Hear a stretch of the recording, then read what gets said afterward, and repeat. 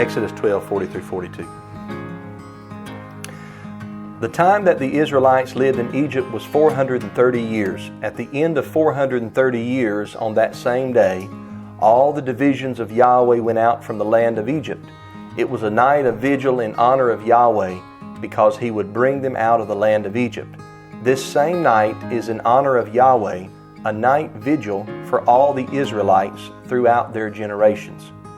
May Yahweh bless His word to our hearts today. And I pray that you'll receive this for what it is. It's not man's word. This is Yahweh's word. I hope that last week I got your minds working, geared up toward thinking about the Passover.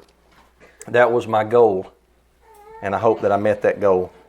Some of us in here have kept many Passovers. How many's kept many Passovers? Some of us has kept only a few Passovers. And we'll have some this year who are observing for the first time here in our local congregation, and also people that are coming from out of state. We're about a month away from the Passover. I remember my first time. My first time was back in 1998, and I didn't know a whole lot about what I was doing, but my mind and my heart was geared to obey Yahweh. And I wanted to do His feasts. I like to keep the feast days. I'm not real big on the beast days. I was new to all of it back then, but I was so excited. Some of my friends back then thought I was crazy. Many still think I'm crazy. Maybe loony's a better term because I do go by the moon. But yeah, 1998. 1998 was my first one, and here we are in 2023. I've got grandbabies now. It's crazy, man. Got grandbabies keeping Passover now. It's a beautiful thing to watch your children who you've taught the commandments to. Now they teach their children the commandments. It's a beautiful thing. And now to be able to celebrate Yahweh's feast with my grandchildren and walk around and see them rejoicing and singing and jumping up and down, it's a special time. It's a special time of the year for me. I would like to, in this lesson, begin to answer some of the more common questions that I get pretty much every year before Passover. People want to start keeping Passover, or maybe they want to keep it better than they have. I know for me, as I look back on my Passovers, I advanced a little bit each year. And I'm still learning things in the past 5 years or so. I'm still learning, fine-tuning things to keep Passover better. But people will text me or message me or call me or speak to me in person and say, what about this, Brother Matthew? What about that? How do I do this? How do I do that? These questions are not in any particular order. I wrote them out in my sermon notes as they came to mind. One was brought up to me last week, and it kind of was pertinent in the front of my mind, and so I thought I'd talk about it tonight. And I want to begin with the question that comes up often. I got asked about it last week after service. Why do we stay up through the night on Passover? And how long do we stay up through the night? How long do we stay inside the house where we are keeping the Passover? Well, our opening text in Exodus 12, 40 through 42 speaks of this, a night of vigil in honor of Yahweh. That's the Holman Christian Standard Bible version. And this past week I picked up 3 other Bibles that I keep close to me on my study desk. The New Revised Standard Bible, the Orthodox Study Bible, and the New English Translation of the Septuagint. And they all use the same word, vigil. I think the King James says a night to be much observed, if I'm not mistaken. I like night vigil. Webster's 1828 Dictionary of the English Language defines vigil as coming from the Latin language. It is a Latin word that means to be watchful or to be awake. And the number one definition in Webster's 1828 is to watch devotion performed in the customary hours of rest, of sleep. When I was growing up in church, I grew up in the Pentecostal church, we would have what was called a watch night service every year on December the 31st, and we would start around 7 p.m. and we would have church until after midnight, what we would call 12 a.m. So 5 hours. There'd be 3 preachers maybe. There'd be all kinds of songs that were sung. There'd be more than one offering taken up, and we'd have this watch night service at the Pentecostal church. That is not Yahweh's New Year. I mentioned that last week, and to be honest with you, I had no clue what January represented back then. I did not know. I had no clue. I was doing it in ignorance. So December 31st, where churches have these services, and I think it's pretty common. I've seen it on church signs here in more modern times. That is not Yahweh's New Year. That is not Yahweh's watch night. That is not the night of vigil in honor to Yahweh. You know what it is? Passover.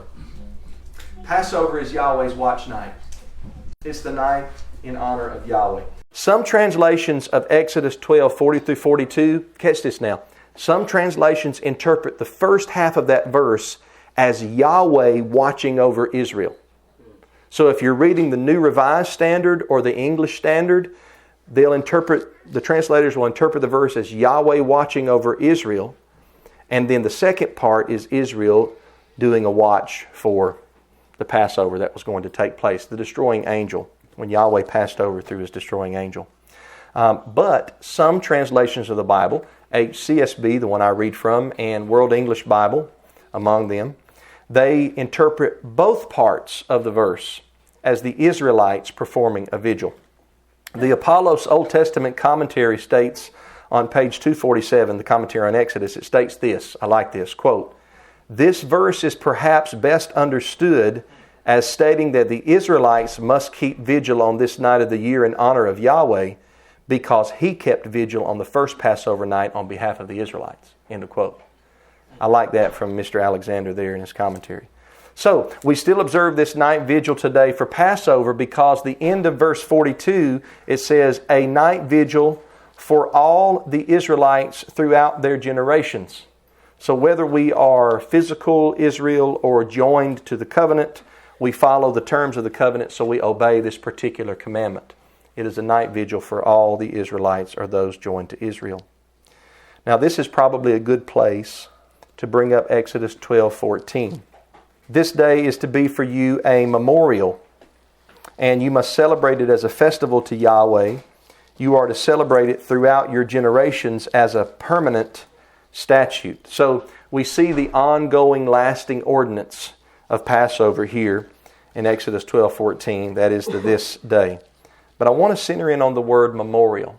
Zikron in Hebrew, if you like the Hebrew there. The word means a reminder, remembrance, a memento, or a record. People used to use little sticky notes to write down, and then they would place them on their desk or on a book or somewhat to remember. I actually still have some in my Bible where I ran out of room where I was taking notes in my Bible, and I have a set of blue sticky notes, and I'll write a note and stick it to the page so I'll remember it. And nowadays a lot of people set reminders on their phone, right? Hey Siri, set me a reminder for such and such on the phone.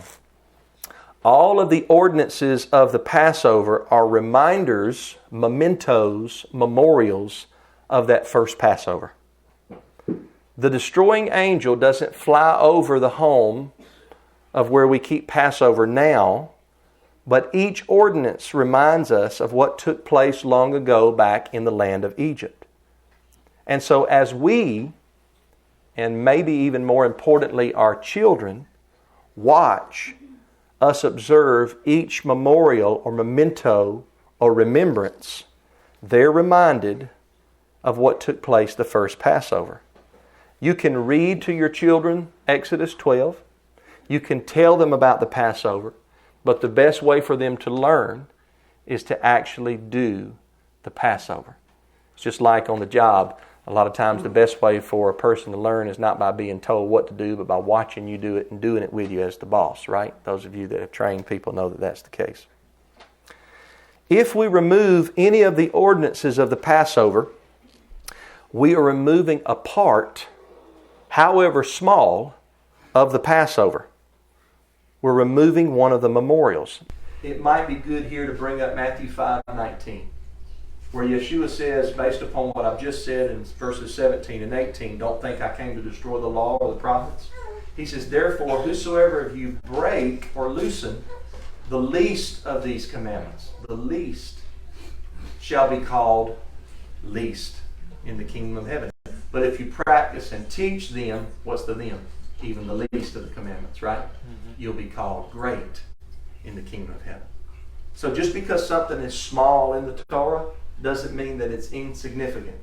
Now we might point out how that this is weightier or this is more important, and that's fine. I agree that some laws are weightier or more important than others. Sometimes we have to break one law in order to obey a weightier matter. Okay? If we remove the least, if we remove any part of the memorial in the Passover, we remove some of the Passover. So, look at verses 21 through 22 here in Exodus 12. Remember, night vigil in honor of Yahweh throughout your generations. This is a memorial day. Okay? Verses 21 through 22. Then Moshe summoned all the elders of Israel and said to them, Go, select an animal from the flock according to your families, and slaughter the Passover lamb. Take a cluster of hyssop, dip it in the blood that is in the basin, and brush the lintel and the 2 doorposts with some of the blood in the basin. None of you may go out of the door of his house until morning. So here we see the night vigil of verses 40 through 42 are somewhat mentioned earlier here in verse 22. Specifically in that last part of 22 where it says you aren't to leave the house where you keep Passover until morning. So, the only dumb question is the one I asked myself years ago. I said, what is morning? If I'm not to leave until morning, I need to know what morning is, right? We might think that's pretty easy. I know I did when I was younger. I thought, well, morning means when I wake up. Well, what about the vigil? So in my early years of celebrating Passover, I would stay up until I couldn't keep my eyes open. And then Tisha and I would go to sleep and wake up around daylight. And then I would help complete the rest of the ordinances of Passover, burning the remains of the lamb as mentioned in Exodus 12 verse 10. And I can see how anybody could read that text and get that understanding. There are some beliefs that I can understand how people arrive at their doctrine and their view by reading the text. Some of them are way out here in right or left field, and I don't see where they came from.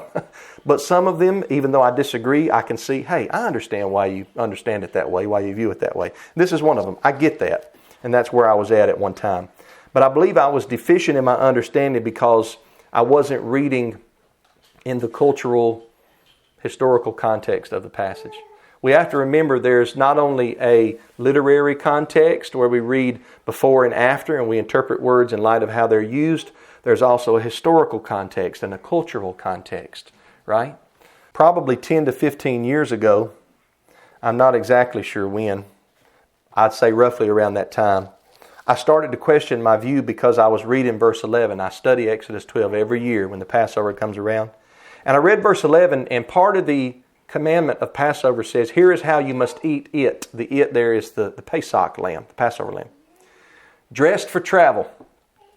Your sandals on your feet, your staff in your hand. You are to eat it in a hurry. It is Yahweh's Passover. Here's some ordinances. You eat it fully ready for travel.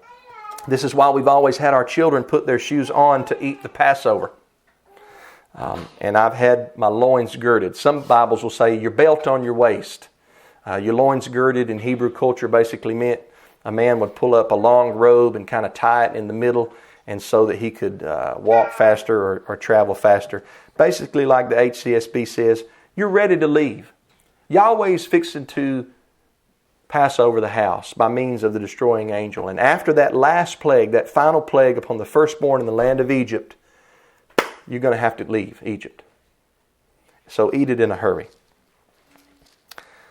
Mind you, this is not the point of my sermon, but I do not take the position that the Last Supper that Yeshua ate with his disciples, I don't believe that was the Passover. Right.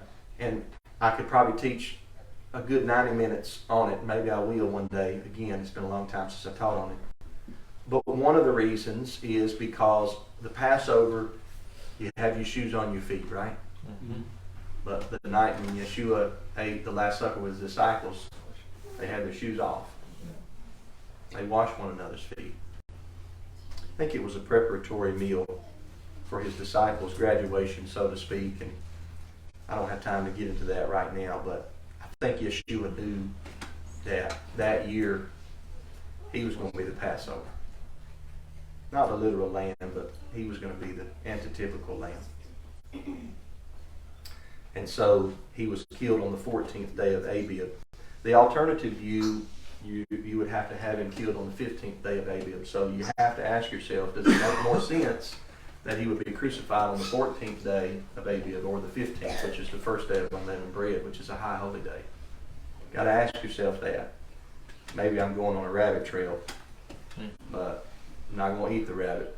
But I don't want to get too much off my subject. Shoes on your feet, belt on your waist, staff in your hand. People walked from one distance to the next, from one location to the next back then. Staff helped them walk, and staff could ward off predators if need be.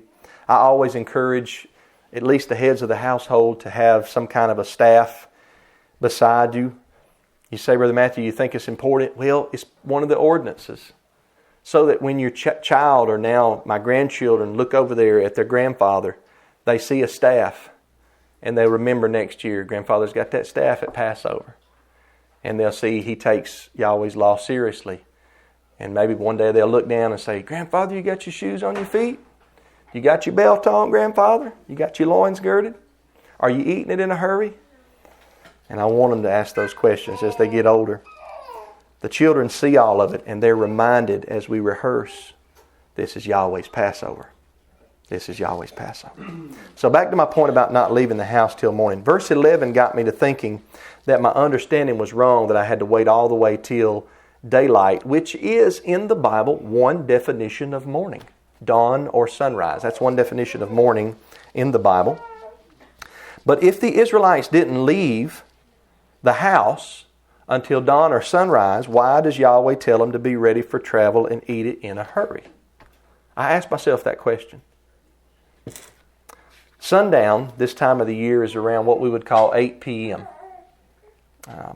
And since this time of the year, the days and the nights are pretty much equal in length, sunup is around 8 a.m. So if the Israelites are not going to leave the house until sunup, why be in such a hurry when they eat? Well, what this led me to do was study more about the word mourning, or boker, in verse 22. And you'll find in Hebrew and in Greek, you cannot decipher the definition of a word in one verse and then apply the meaning in that verse to every other verse in the Bible. This is found in something as simple as the Strong's Concordance, where you'll see one Hebrew or Greek word translated in different ways. And as you study out each of those ways, sometimes hundreds of times, you'll see, if you study, that's why the translator chose to use this English word in this particular location.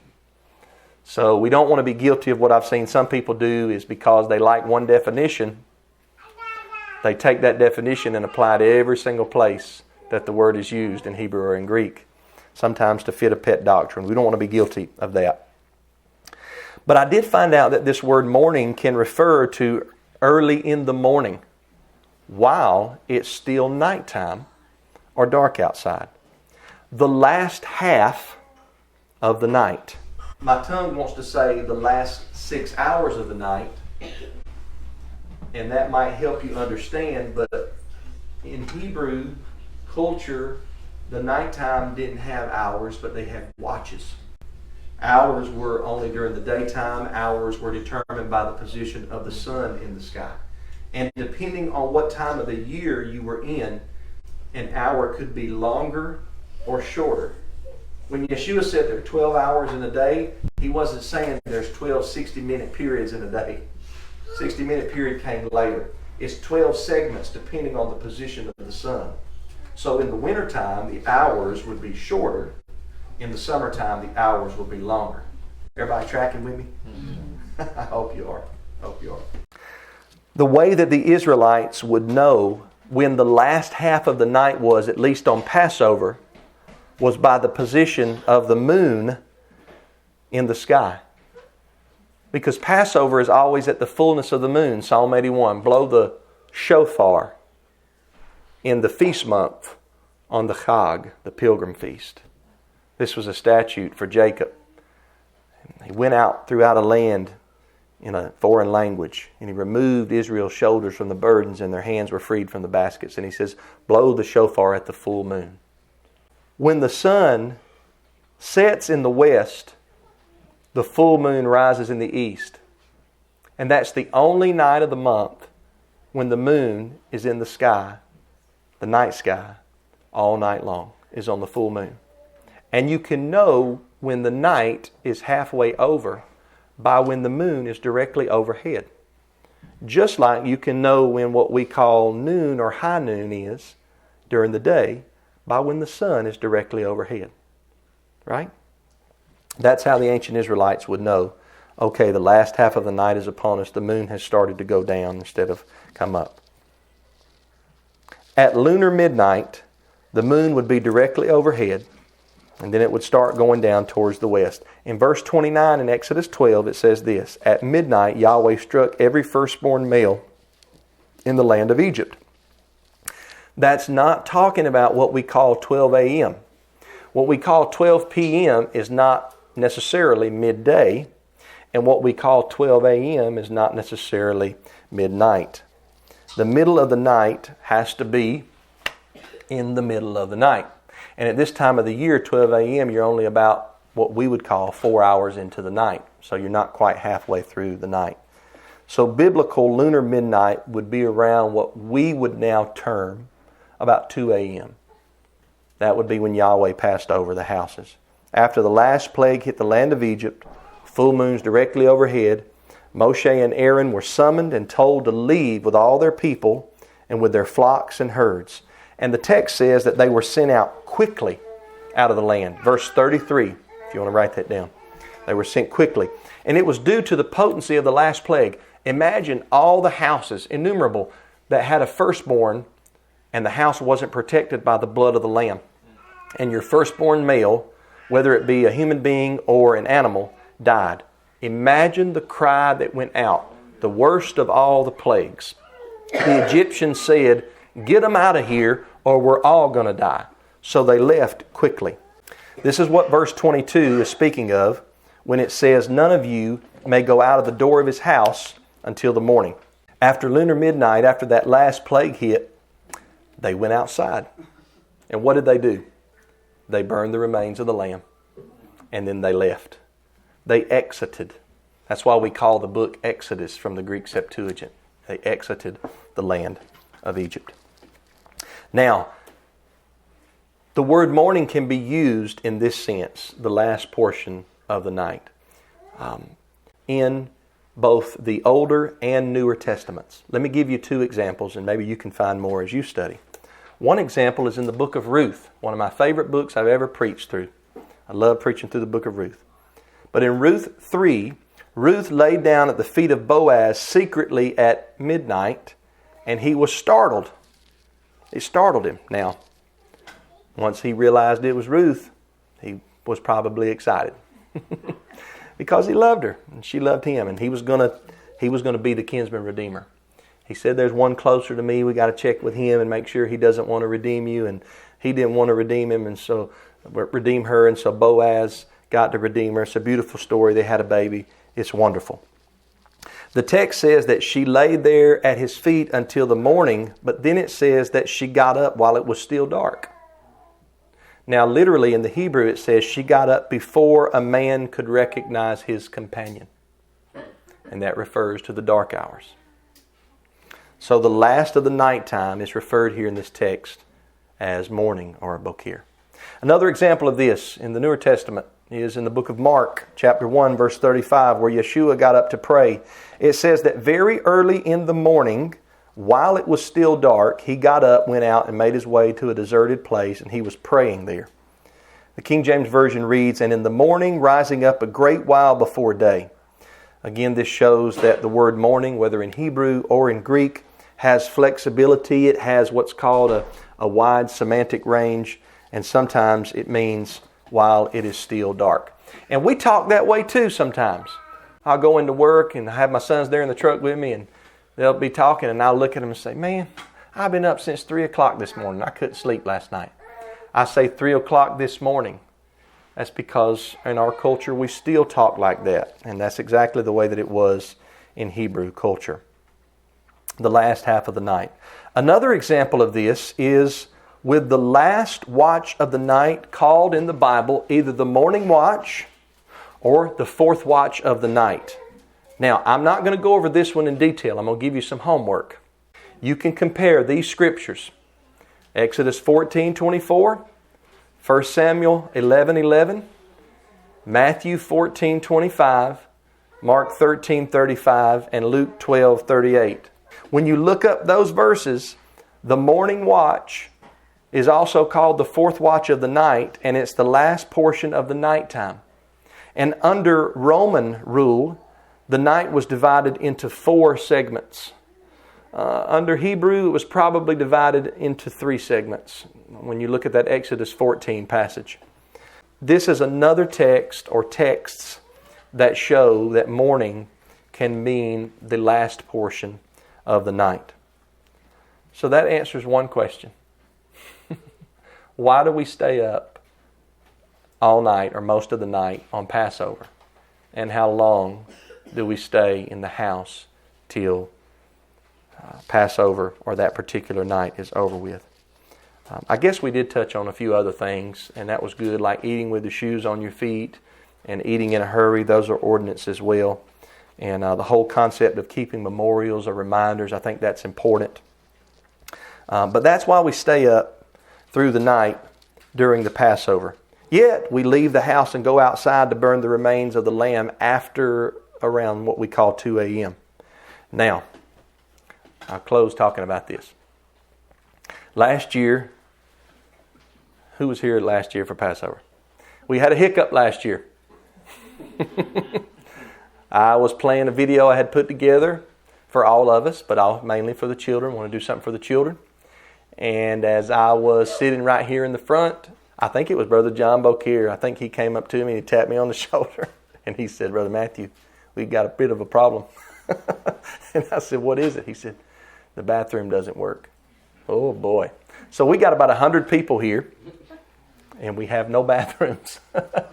And we're eating and drinking and, having a good time. And, we're human people. We need to use the bathroom, right? So thankfully we have a bathhouse outside, but it's outside. So we're in the house where we're keeping Passover, and we're not supposed to leave until the morning, which is after lunar midnight. What are we going to do? Well, this is one of those cases where unless we go outside and use the bathroom at the bathhouse, we're going to have a bigger problem, right? Than not being able to use the facilities in here. So we tried our best to keep it at a minimum. I think Brother TJ kind of made an announcement from up here, and he made mention, we're not supposed to go out, but we have a situation here, and it's an emergency. Had we have known of the problem before Passover, we would have fixed it. So we didn't put our ox in the ditch. You ever been talking to somebody about the Sabbath? And the first thing they say is, but you can get your ox out of the ditch. If your ox is in the ditch on the Sabbath, you can get it out of the ditch. And when somebody starts off by saying that, they don't really want to keep the Sabbath. What they want to do is put their ox in the ditch so that they get it out. You ever talk to somebody like that? I have. That's what they start off with. But you can get your ox out of the ditch, Matthew. Yeah, in emergency situations like we had last year, you have to do what you have to do. And it teaches us, this is a good thing that it teaches us. It teaches us the mercy of Yahweh.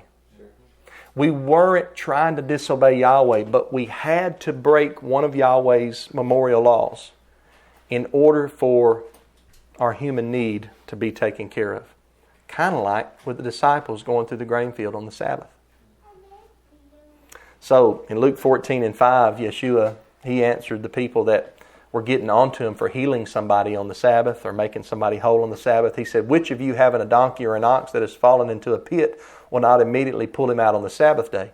The reason he used that argument is because he knew the people he was talking to took care of their animals on Shabbat. And so he said, if you take care of your animals on Shabbat, if they are in trouble, then how much more should I heal this daughter of Abraham? Isn't she worth more than an animal? And they couldn't say anything. They didn't know what to say because our Messiah was extremely smart. And he always answered a question with a question.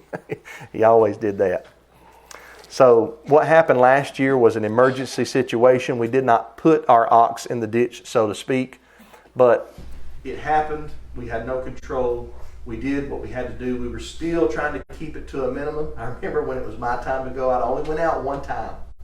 I was looking for that angel, making sure, because I'm a firstborn. I was looking, no, I'm teasing, but I remember I ran down there. I felt like I was sneaking down there because that's the first time I had ever been out of the house on Passover night.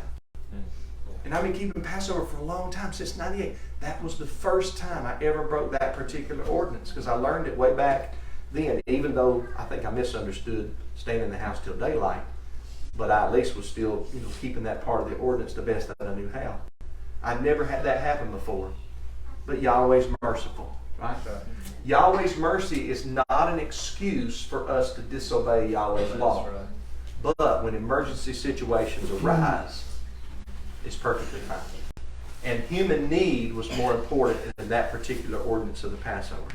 I used to go visit one of my brother-in-laws, and a lot of times I'd visit him on the Sabbath, and he was up at a hospital at Emory, and I had to buy a parking pass sometimes on the Sabbath.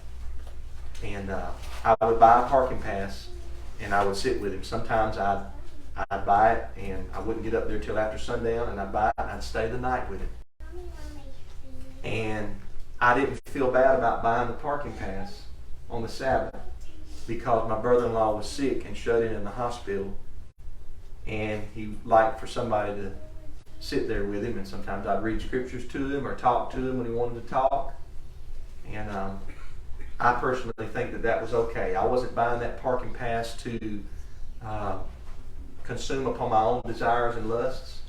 I wasn't trying to violate Yahweh.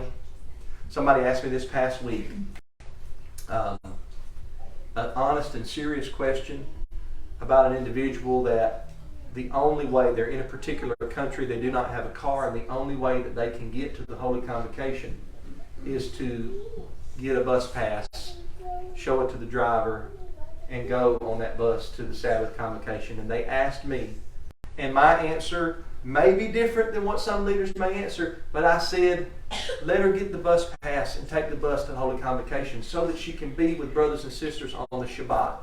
And maybe one day she won't have to do it, but that little bitty bus pass is not as weighty as her getting spiritually fed each week on the Shabbat and being with a community of people and singing and praying and listening to teaching. So, I got in trouble one time. Can I tell some stories in this sermon? I got in trouble one time, and I think this was on a video that I made on, I can't remember which social media platform, but I made a video about the Shabbat, and somebody asked me, they said, I'm a nurse at a hospital, and sometimes I have to work on, a day that I would keep Sabbath. And this person didn't even keep Sabbath the way that I keep it, but they honored it the best that they knew how, and I respect that. I respect that.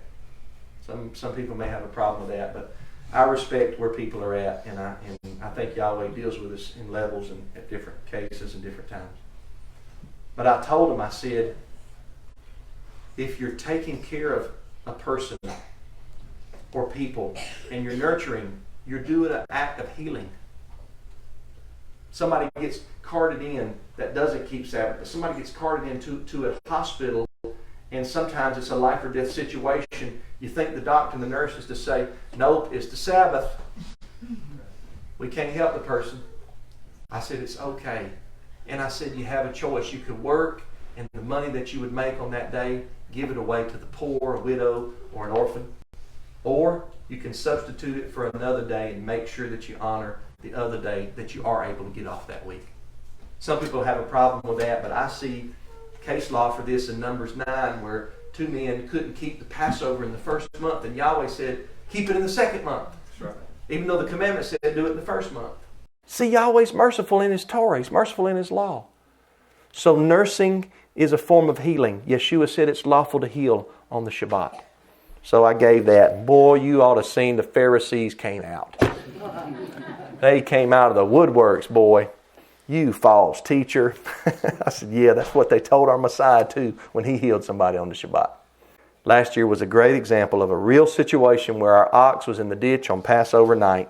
We had no other choice than to break one commandment due to genuine human need of having to use the bathroom.